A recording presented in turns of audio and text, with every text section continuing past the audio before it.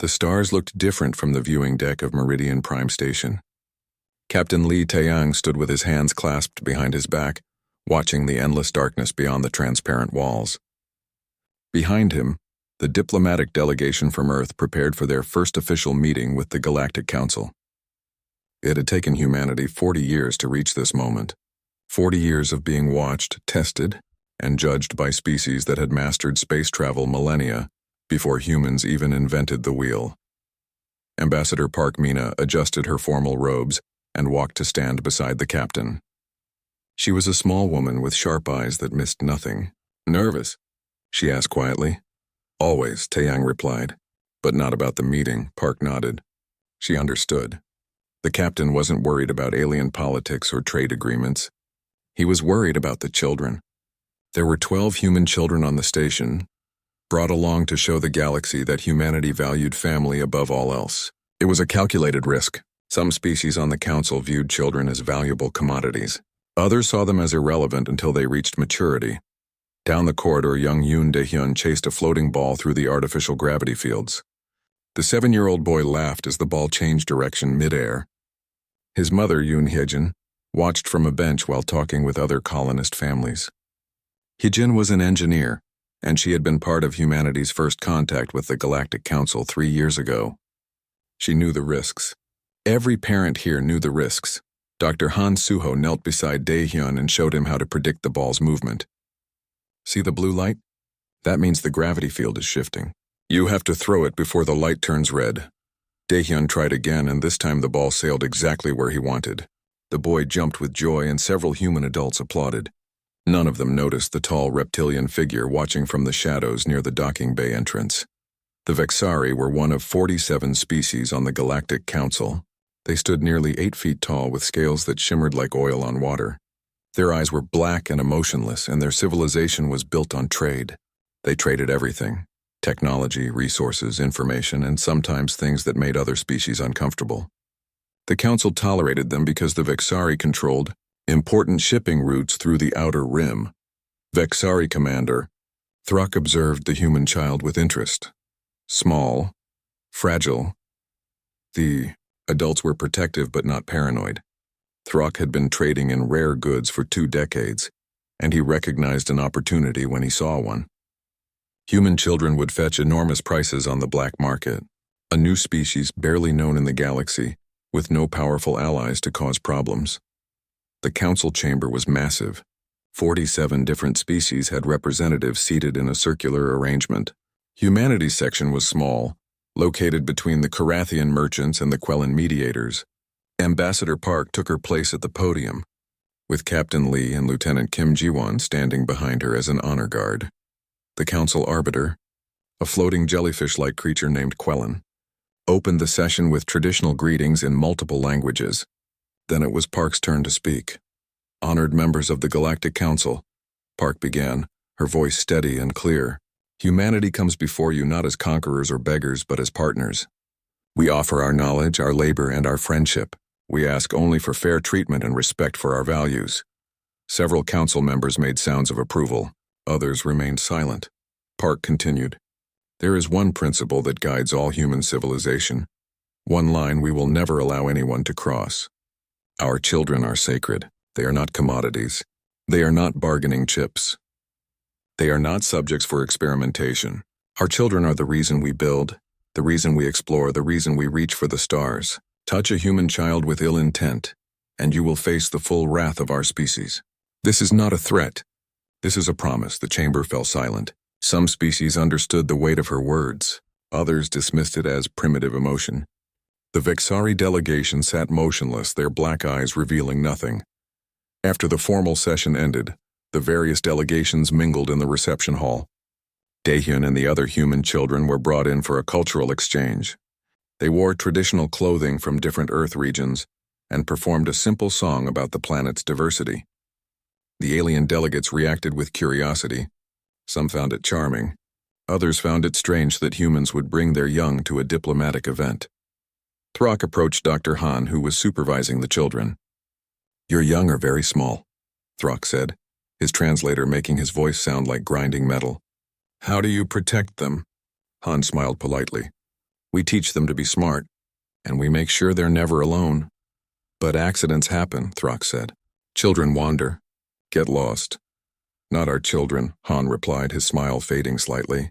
Every human child has a tracking implant. We always know where they are. Throck nodded and moved away. Useful information.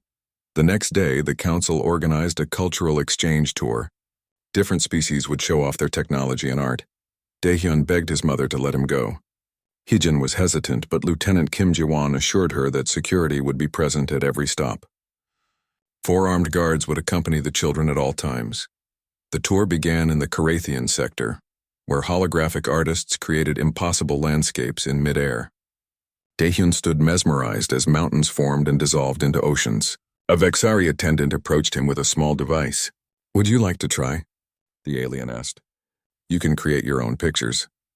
Daehyun looked at Lieutenant Kim, who nodded approval. The boy took the device and waved it through the air. Colors exploded around him, forming crude shapes of spaceships and planets. He laughed with delight. "Come," the Vexari said.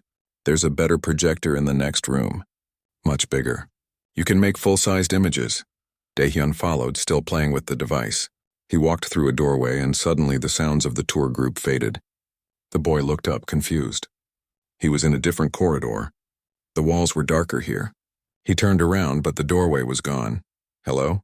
Daehyun called out. His voice echoed. 2 Vexari emerged from the shadows. One held a cloth that smelled sweet and strange. Daehyun tried to run, but his legs felt heavy. The last thing he saw was the ceiling spinning above him. Back at the tour, Lieutenant Kim did a head count. Her blood turned cold. "Where's Daehyun?" she shouted. The other children looked around, confused. He had been right there a moment ago. Kim activated her communicator. "Security alert. We have a missing child. Yoon Daehyun, age 7. Lock down all exits. Nobody leaves this station." Within minutes, Captain Lee burst into the tour area. His face was pale. "Find him," he ordered. "Find him now." But Daehyun was already gone, transported through service tunnels to an unauthorized shuttle bay. The Vexari ship departed before station security could reach them. By the time Ambassador Park learned what happened, her worst fear had been realized. They had taken a human child. The emergency meeting room on Meridian Prime Station was filled with tension. Ambassador Park stood at the head of the table, her face like carved stone. Captain Lee operated the holographic display, showing security footage from the cultural exchange tour. Lieutenant Kim Ji-won stood rigid beside him, her jaw clenched so tight it hurt. "Run it again," Park commanded. The footage played. Daehyun appeared on screen, waving the holographic device.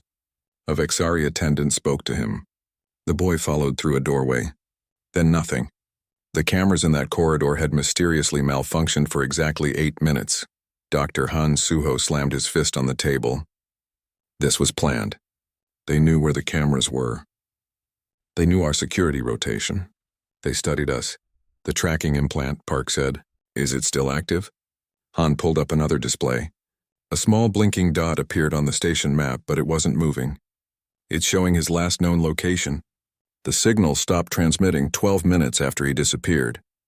Either they found it and destroyed it, or they're jamming it. Captain Lee pulled up the station's departure logs. 2 unauthorized shuttles left during that 8-minute window. Both Vexari, both claiming mechanical issues, required immediate departure. "Station control, let them go." "Let them go?" Kim's voice was deadly quiet. "With a missing child and a station-wide alert?" "The Vexari have diplomatic immunity," a station official said nervously from the doorway. "We couldn't legally stop them without proof." Park turned to face him. "Then get me proof." The official swallowed. "Ambassador, I understand you're upset, but the council has procedures. We must file a formal complaint, conduct an investigation, bring evidence before the arbitration committee." "How long?" Park interrupted. "The process usually takes 3 to 6 months." The room fell silent. 6 months. For a 7-year-old child in the hands of slave traders. Park's voice was ice. "Get Council Arbiter Quellen here. Now." Within an hour, the Arbiter floated into the conference room, its translucent body pulsing with bioluminescent patterns. "Ambassador Park, I understand your distress, but accusations against a Council member species are serious matters. We cannot simply storm Vexari territory based on suspicion." "Suspicion?" Park pulled up footage showing Vexari Commander Throck, Speaking with Dr. Han about human children. This is reconnaissance. They asked about our security measures. About how children might get lost. Quellen's body dimmed. Concerning, yes, but not proof of abduction. Commander Throck claims no knowledge of any missing child. The Vexari delegation has filed a counter-complaint, saying you are using this incident to damage their reputation. Captain Lee stepped forward. Arbiter, request permission to pursue the departed vessels. Denied, Quellen said immediately. Such action could provoke war. The Council requires all parties to remain calm while we investigate. My son is not a political matter. A voice said from the entrance. Yoon Hyejin stood there still in her work clothes. Her eyes were red from crying, but her voice was steady. He's 7 years old. He likes drawing pictures of spaceships. He's afraid of the dark. And he's with creatures who trade in living beings. Quellen's body flickered. Mrs. Yoon, I assure you we will do everything possible. You'll do nothing, Hyejin said bitterly. Because you're afraid. You're all afraid of the Vexari trade routes, their economic power, their military. So you'll file paperwork and hold meetings while my child suffers. Park placed a hand on Hyejin's shoulder. We're not waiting for the Council, she said. To Captain Lee, she continued, activate Protocol 7. Lee's eyes widened. Ambassador, I know what it is. Do it. Protocol 7 was humanity's backup plan, the option they never discussed with aliens. If a human child was ever taken, if the galactic community proved unable or unwilling to help, humanity had prepared a response. Lee touched his communicator. Command, this is Captain Lee. Authorization Alpha 77. Protocol 7 is active. Repeat, Protocol 7 is active. Across the Sol system, military commanders received the encrypted signal. Admiral Choi Sunwoo, aboard the flagship Eternal Vigilance, read the message twice before standing from his command chair. All ships begin jump sequence. Target Meridian Prime System. Full battle deployment. Back on the station, Park addressed the Council Arbiter. I am giving the Vexari 24 hours to return Yoon Dae-hyun, unharmed, to this station. If they do not comply, humanity will take appropriate action. Ambassador, Quellen's tone was almost pitying. I understand human emotion clouds your judgment. But you have 43 diplomatic personnel here. The Vexari have a military presence of over 200 ships in nearby systems. You cannot threaten them. Park smiled, and it was not a pleasant expression. We're not threatening. We're promising. 24 hours. The Vexari delegation gathered in their private chambers, and Commander Throck listened to the human ultimatum with amusement. They dare threaten us? A species barely capable of interstellar travel? His second-in-command was less confident. Commander, the humans seemed very serious. Perhaps we should consider what? Bowing to primitives? Throck's laugh was like grinding rocks. The child is already in transit to our processing facility in the Outer Rim. He will be cleaned, documented, and sold to the highest bidder. The humans can complain to the Council for years. By then, the child will be gone untraceable. What if they attack? With what? Throck gestured dismissively. We've seen their military reports. Old ships. Projectile weapons. They're decades behind Council standard technology. They wouldn't dare challenge us, and even if they did, we would crush them. But far above Meridian Prime Station, space began to shimmer. First one ship appeared, then another, then 10, then 50, then hundreds. They emerged from faster-than-light travel in perfect formation, surrounding the station in a sphere of military might. Station sensors went haywire.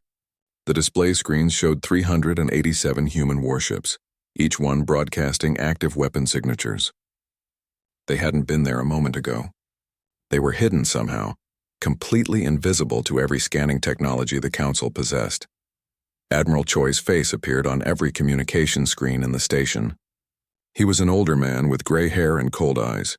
This is Admiral Choi Sunwoo of the United Human Systems Defense Fleet. We are here for one purpose, the safe return of Yoon Dae-hyun. The Vexari have 24 hours to comply. If they do not, we will dismantle their entire civilization, ship by ship, world by world, until we find him. This is not a negotiation. The Council chamber erupted into chaos. Species representatives shouted questions and accusations. How had humanity built such a fleet in secret? Where had they been hiding? What other secrets did humans possess? Council Arbiter Quellen's body flashed bright red in alarm. Ambassador Park, this is madness. You'll start a war that could destroy everything. Park stood calmly at her podium. We gave you months to establish child protection protocols. We warned you repeatedly about the Vexari's illegal activities. We told you exactly what would happen if our children were threatened. You chose not to listen. You chose bureaucracy over justice. Now face the consequences of your choice. On the view screen, Admiral Choi continued his broadcast. To all species watching, humanity values peace. We came to the stars hoping to find friends, but we also came prepared to protect what matters most. Let this be a lesson to the entire galaxy. We warned them. They didn't believe us. Commander Throck watched the display with growing horror. 387 warships, weapons he couldn't even identify, and those cold, determined human faces. Perhaps, he thought, the humans were not as weak as everyone believed. Perhaps they had made a terrible mistake. The 24-hour deadline passed with no response from the Vexari. Commander Throck had sent a message to the Council claiming the accusations were false and that humanity's military display was an act of terrorism. He demanded the Council condemn the humans and force them to withdraw their fleet. The Council was too busy panicking to condemn anyone. Admiral Choi stood on the bridge of eternal vigilance, watching the countdown reach 0. His executive officer, Captain Shin Borum, was the youngest person to ever earn the rank. She was 26 years old and had scored perfect marks in every flight simulation humanity had ever created. Right now, she was preparing to prove those simulations were easier than reality. Admiral, she said quietly, the Vexari still have not responded. Then we proceed, Choi replied. He opened a channel to the entire fleet. All ships begin Operation Retrieval. Target every Vexari military asset within 3 systems. Disable their command ships. Destroy their weapons platforms. Leave their civilian vessels intact, but make it clear we can destroy anything we choose. 387 warships moved with frightening precision. They had trained for this scenario for years, hoping never to use it. Human military doctrine was simple: hope for peace, but prepare for the worst. When it came to protecting children, there was no middle ground. The first Vexari battle station didn't even see them coming. Human ships used a technology the Council had never encountered: quantum camouflage that bent sensor waves around the vessel. By the time the Vexari realized they were under attack, 16 of their defense platforms had been reduced to floating debris. But the humans weren't using normal weapons. Instead of energy beams or plasma torpedoes, they used kinetic bombardment. Massive metal rods accelerated to incredible speeds. When they hit, the impact released energy equivalent to nuclear weapons but without the radiation. The Vexari shields, designed to deflect energy weapons, did nothing against solid metal traveling at relativistic speeds. Within 40 minutes, the Vexari military presence around Meridian Prime was completely destroyed. Not a single human ship had been damaged. The galaxy watched in stunned silence. Council Arbiter Quellen desperately tried to mediate. Admiral Choi, you've made your point. Please cease fire and let us negotiate. Negotiate? Choi's voice was cold. We tried that. You wanted months of investigations. Meanwhile, a child suffers. No, we're done negotiating. Major Kang Hyeri led Ghost Squad, humanity's most elite special forces unit. There were only 30 operators in Ghost Squad, but each one had trained for 15 years in every form of combat humanity had ever developed. They didn't wear armor like normal soldiers. Instead, they wore adaptive camouflage suits that made them nearly invisible. Kang stood in the deployment bay of the assault ship Silent Thunder, briefing her team. Intel has located the Vexari processing facility. It's a station hidden in the Coryx Nebula, protected by sensor jamming fields. They think they're safe there. They're wrong. She pulled up a hologram of the facility. Daehyun's tracking implant sent one final ping before going dark. He's in Section 7, Sublevel 3. That's where they keep high-value acquisitions before sale. We go in fast and quiet. Secure all children first. Then we make the Vexari wish they'd never heard of humanity. The team nodded in unison. Every member of Ghost Squad had children of their own. This mission was personal. Silent Thunder entered the nebula using the same quantum camouflage as the fleet. The Vexari station never detected them. The assault ship attached to an airlock, and Ghost Squad cut through in silence. They moved like shadows through the corridors, their weapons set to silent mode. A Vexari guard turned a corner and found himself face to face with Major Kang. He tried to raise his weapon. He was unconscious before his finger reached the trigger. Ghost Squad left a trail of sleeping guards behind them, advancing deeper into the facility. Section 7 was heavily guarded. 12 Vexari soldiers stood watch outside the holding cells. They were equipped with military-grade weapons and full-body armor. They never stood a chance. Ghost Squad's assault was textbook perfect. Flashbang grenades deployed simultaneously from 6 directions. In the blinding light and deafening noise, the operators moved through the guards like a whisper of death. 17 seconds later, all 12 guards were unconscious, disarmed, and secured. Kang opened the first cell door. Inside, a small figure huddled in the corner, covering his ears from the noise. "Daehyun," she called softly. The boy looked up. His face was bruised and his clothes were torn. When he saw the human soldier, tears started flowing down his cheeks. "I want my mom," he whispered. "We're taking you home," Kang said gently. She picked him up and the boy wrapped his arms around her neck. "You're safe now." As Ghost Squad cleared the other cells, they made a horrifying discovery. Daehyun wasn't the only child here. There were 217 juveniles from 43 different species. Some had been here for years. The Vexari had been abducting children across the galaxy, and nobody had noticed because the victims came from different worlds, different species, different political systems. "Command," Kang reported. "We've found over 200 abducted juveniles. Requesting immediate medical evac and transport ships." Admiral Choi's response was immediate. "Medical teams are inbound. Major, expand your mission. Find out how long this has been going on." Ghost Squad secured the facility's main computer. What they found made even the hardened soldiers feel sick. The Vexari had been running this operation for 37 years. They had detailed records where children were taken from, how much they sold for, who bought them. Thousands of children across the galaxy, sold to wealthy collectors, illegal research facilities, and worse. "Get this data to the Council immediately," Kang ordered. "They need to see what they've been ignoring."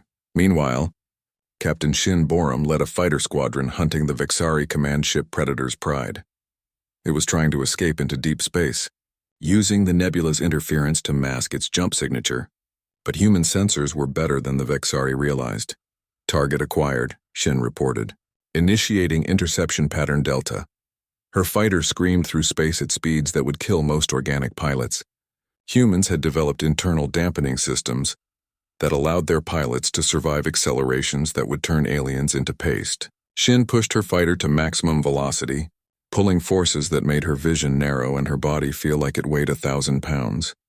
Predator's Pride tried to fight back, launching missiles and firing energy beams. Shin's fighter danced through the attack, her hands moving faster than thought. She had flown through worse in training simulations. This was almost easy. She fired a single quantum disruptor torpedo. The Vexari ship's engines simply stopped working. Every electronic system overloaded simultaneously.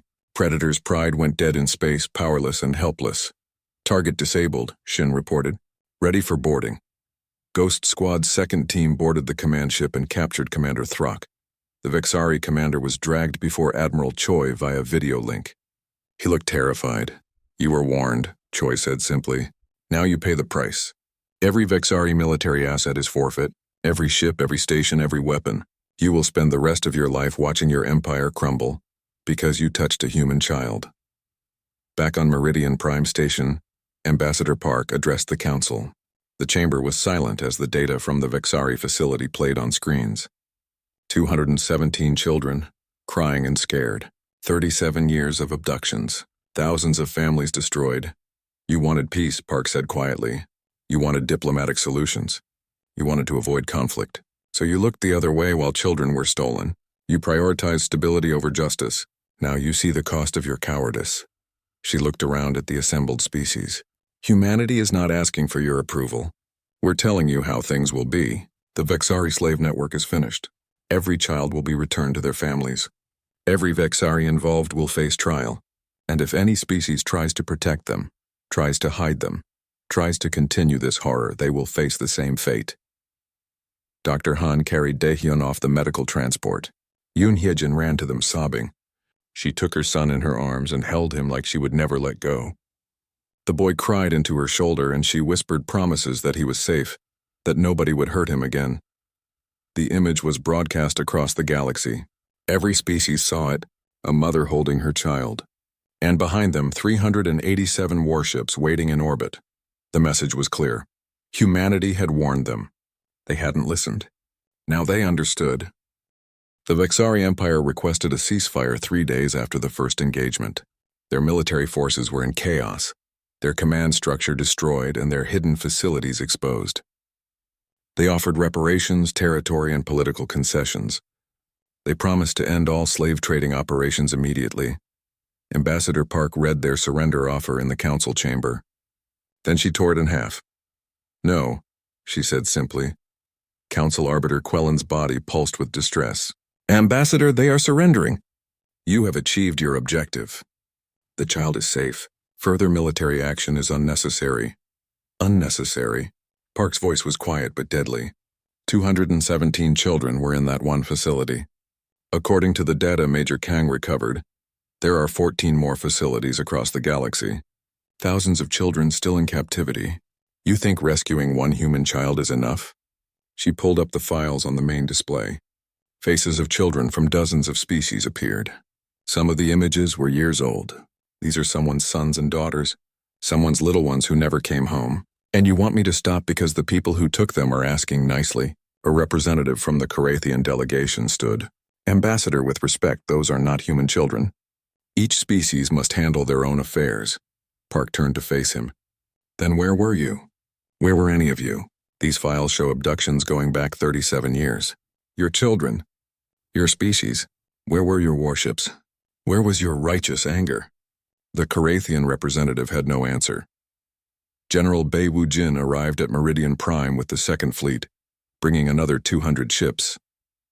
He was a tall man with scars on his face from the colony wars, back before humanity met the galactic community. He understood violence. He understood when it was necessary. In the strategy room, he met with Admiral Choi and Captain Lee. "Show me the targets," he said without preamble. Captain Lee brought up the tactical display. 14 Vexari facilities across 12 star systems. Each one is fortified and hidden. The Vexari are trying to evacuate them now, probably destroying evidence. "How many children total?" "Estimated 3,000, ranging from infants to teenagers." "Multiple species," Bay's jaw tightened. "Rules of engagement?" "Secure the children first," Admiral Choi said. "After that, destroy everything. No Vexari military assets survive. No facilities remain operational. We're not just rescuing hostages. We're making sure this never happens again." "What about civilian casualties?" "The facilities are military installations. But if civilians get in the way of rescue operations, we go through them." Bay nodded. "Then let's get to work." The human fleet split into 14 strike groups. Each group had enough firepower to level a small planet. They moved simultaneously, hitting all the facilities at once so the Vexari couldn't warn each other or evacuate. The attack on the Korix facility had been surgical. These attacks were overwhelming. Human ships dropped quantum disruptor bombs that disabled all electronics within massive areas. Then Ghost Squad teams stormed each facility while the defenders were blind and helpless. At Facility 6 in the Outer Rim, Major Kang personally led the assault. The Vexari guards tried to use the children as hostages, threatening to harm them if the humans advanced. Kang's response was to shoot the gas canisters on the guards' belts, filling the room with knockout vapor. The guards dropped, the children survived, and Ghost Squad secured them in under 2 minutes. At Facility 11, the Vexari tried something desperate. They loaded 50 children onto a ship and threatened to jump into a star unless the humans withdrew. Captain Shin Borum's fighter wing surrounded the ship, and she personally hacked their navigation system mid-flight. The ship's engines shut down, and boarding teams secured it before the Vexari could harm anyone. The galaxy watched in awe and terror as humanity systematically dismantled the Vexari operation. These weren't random attacks. Every move was calculated, precise, and utterly merciless. The humans didn't just want to win. They wanted to send a message that would echo for generations. But as the rescued children were processed, a darker truth emerged. Some of them had been sold to buyers from other council species, wealthy collectors from the Carathian Empire, research facilities in Quellan space, even some corporations in nominally friendly territories. Ambassador Park brought this evidence to the council. "You didn't just ignore the problem," she said. "Some of you participated in it. You bought stolen children like they were artwork." The accused species immediately denied everything. Their representatives claimed the purchases were made by rogue individuals, not official policy. Park listened to their excuses with a face like stone. "Captain Lee," she said, "please show the council what we found in the Carathian sector." The display changed to show surveillance footage from a Carathian mansion. Inside, 3 children from different species were being kept in cages, displayed like exotic pets. The mansion belonged to a high-ranking Carathian official who sat in this very council chamber. The official tried to run. Human security personnel blocked the exits. He was arrested on the spot. The first council member ever detained by a foreign power. "Anyone else want to claim ignorance?" Park asked the chamber. 6 more representatives quietly resigned their positions. They knew what came next. The Vexari Empress herself appeared before the council, begging for mercy. She was an ancient creature, nearly 400 years old, and she had ruled her species for 2 centuries. Now she stood before the humans like a criminal awaiting judgment. "Please," she said through her translator, "my people are suffering. Your blockade has cut off our food supplies. Our worlds are in chaos. We surrender completely. We will accept any terms. Just please stop the attacks." General Bay listened to her plea without expression. "Where are the buyers?" he asked. "What?" "The people who purchased the children. Where are they?" The Empress hesitated. "We cannot reveal client information. It would violate—" "You're negotiating surrender and you're still protecting your customers." Bay's voice was ice. "You still don't understand what you've done." He pulled up a holographic display showing Vexari territory. Dozens of planets, billions of inhabitants. Your empire has 72 colonized worlds. We will occupy every single one. Your military will be dissolved. Your government will be replaced by a human administration. Every Vexari official who touched this slave operation will be tried and punished. And until we have accounted for every single child your species has taken, your people will live under our rule." The Empress's body shook. "You cannot occupy an entire species. The Council will never allow it. The Council failed to stop you from abducting children for 37 years, Park said coldly. "They have no moral authority here. Humanity will do what must be done." Council Arbiter Quellen tried one last time to intervene. "Ambassador, what you're proposing is collective punishment. The vast majority of Vexari citizens had no knowledge of these crimes. Then they should have paid better attention," Park replied. "When evil happens in your name, ignorance is not innocence. The Vexari Empire profited from slavery while their citizens looked the other way. Now they all pay the price." She stood and addressed the entire council. "Let this be a lesson to every species here. Humanity came to the stars hoping to find civilization. Instead, we found corruption, cowardice, and cruelty. You built your peaceful galaxy on a foundation of suffering, and you told yourselves it was necessary for stability." Park's voice grew harder. "Well, the stability is over. Humanity will not tolerate child trafficking. We will not accept diplomatic immunity for monsters. We will not wait for your committees and investigations while innocents suffer. From this day forward, any species that harms children will face total war. No negotiation, no mercy, no exceptions." The chamber was silent. Captain Lee approached Yoon Hyejin in the medical bay. She was sitting with Dae-hyun, who was sleeping peacefully for the first time in days. "Mrs. Yoon," he said quietly, "we've recovered all the children from the facilities. 3,147 total. They're being returned to their families." Hyejin looked up at him with tears in her eyes. "All of them?" "Every single one. And we're not stopping there. We're hunting down every buyer, every client, every person who profited from this. It will take years, but we will find them all." She took his hand. "Thank you. Not just for Dae-hyun, for all of them," Lee nodded. "We warned them. They should have listened." In orbit above Meridian Prime, the human fleet remained at full battle readiness. They would stay there for as long as necessary. The Vexari Empire was broken, their military destroyed, their government in chaos. Other species watched and wondered if they would be next. Humanity had shown the galaxy something it had forgotten, that sometimes peace requires the willingness to wage war, that justice matters more than stability, and that those who harm children should fear the consequences. The message was clear and terrible. We warned them. They didn't listen. Now they pay the price. 3 months after the Vexari War ended, the galaxy looked very different. The Vexari Empire existed only as a memory. Their 72 worlds were now under human administration, governed by military officers who showed no patience for corruption or cruelty. The Vexari people lived under strict rules, but they were fed, housed, and safe. Some even admitted life was better under human rule than it had been under the Empress. Meridian Prime Station had become the center of galactic politics. The Council still met there, but now human warships orbited permanently overhead. Nobody complained. The galaxy had learned that humanity's promises were not empty words. President Kim Tae-jin arrived from Earth to address the Council personally. He was an old man who had served in the colony wars and later became humanity's first president when the scattered human settlements united under one government. He walked with a cane, but his eyes were sharp and his voice was strong. The council chamber was packed. Every species had sent their highest representatives. They knew this speech would change everything. Honored members, President Kim began. 3 months ago, humanity went to war because a child was taken. Some of you thought we overreacted. Some thought we were barbaric. Some probably still think that. I am here to tell you that you misunderstand us completely. He pulled up images on the main display, Daehyun smiling with his mother. The rescued children returning to their families. Parents from dozens of species crying with joy. These are why we fight. Not for territory, not for resources, not for power. We fight for them. For the young ones who cannot protect themselves. For the future of every species in this galaxy, the president continued.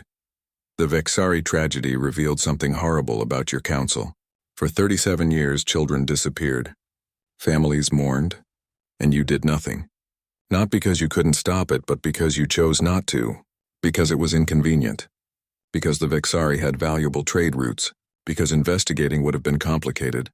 Several council members looked away, unable to meet his gaze.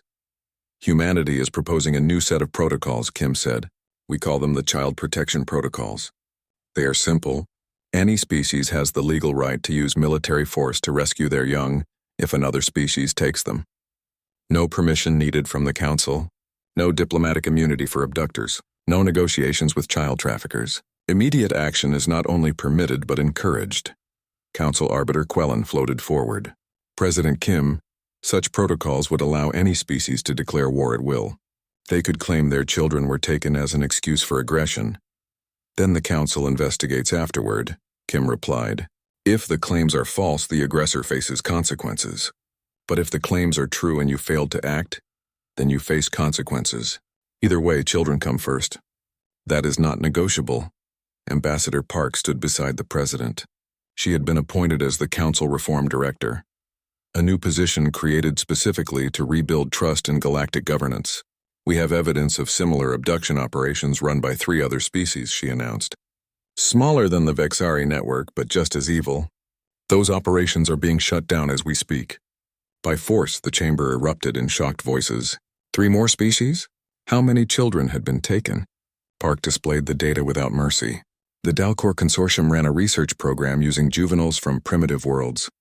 The Nexian Collective harvested genetic material from children of multiple species. The Carathian underground market sold exotic young as pets. All of this happened while the council talked about peace and cooperation. One by one, representatives from those species tried to deflect blame. They claimed not to know. They blamed rogue elements. They promised immediate reform. Too late, Park said flatly. Human forces are already acting. Your facilities are being stormed. Your criminals are being arrested. Your species will face sanctions until we are satisfied that the problem is solved completely. If you resist, you will share the Vexari's fate. The threats were not empty. Human military power was now impossible to ignore. After the Vexari War, other species had tried to scan human vessels, understand their technology, find weaknesses. They found none. Human ships used quantum systems that seemed impossible. Their weapons violated what the council thought were physical limitations. Their soldiers moved like ghosts and fought like demons. More importantly, humanity had resources nobody knew about. The Sol system contained massive shipyards hidden in asteroid fields and on distant moons.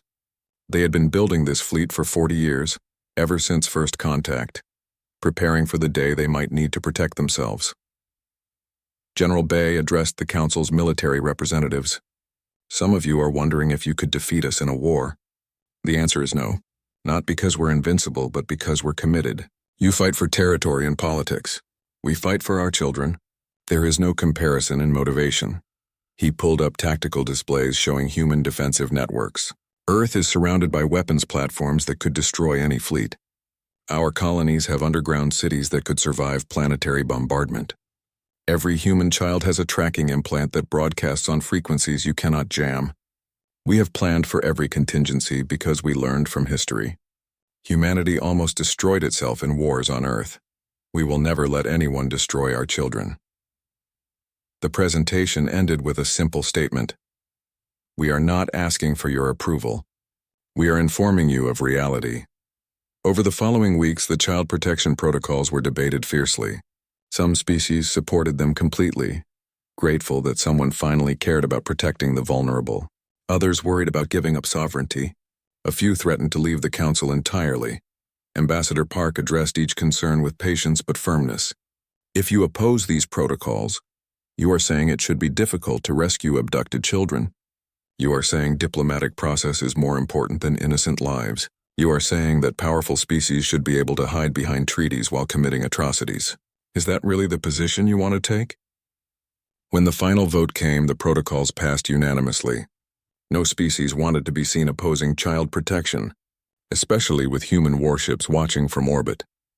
Captain Lee was appointed as the first director of the Galactic Child Protection Force, a new organization funded primarily by human resources but open to all species. Its mission was simple: find abducted children and bring them home, by any means necessary.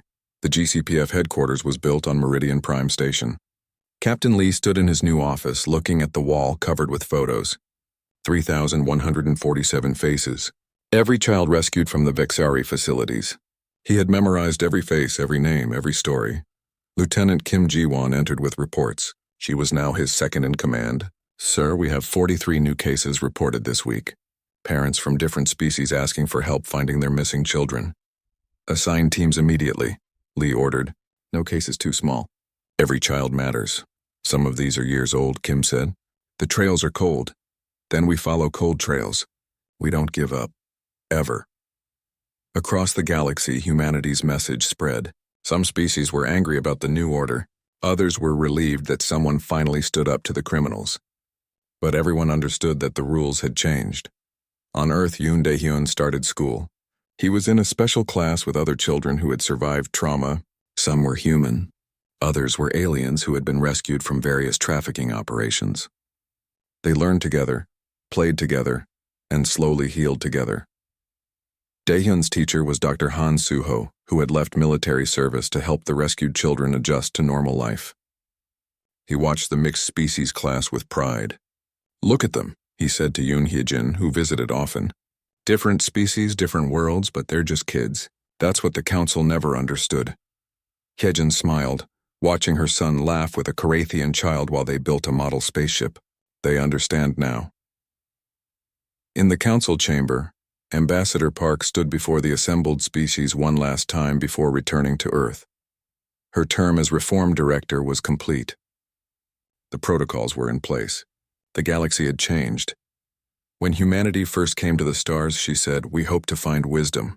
We hope to learn from species that had been traveling space for millennia. In some ways we did, but in other ways we learned that age does not equal wisdom. That advanced technology does not mean advanced morality. That peace is not the absence of conflict, but the presence of justice. She looked around at the representatives. You tested us. You pushed to see how far you could go. You learned the answer. We will tolerate many things. Different cultures, different values, different ways of life, but harm our children or any children, and you will face our full wrath. This is not cruelty. This is love. Love fierce enough to break empires and humble the proud. The president's final words echoed through the chamber. We warned them. They did not believe us. Now the galaxy knows. Humanity keeps its promises. A monument was erected on Meridian Prime Station, in the main plaza where the cultural exchange had taken place months earlier. It showed a human parent kneeling to embrace a child, but the child's features were left ambiguous. It could be any species, any child from any world.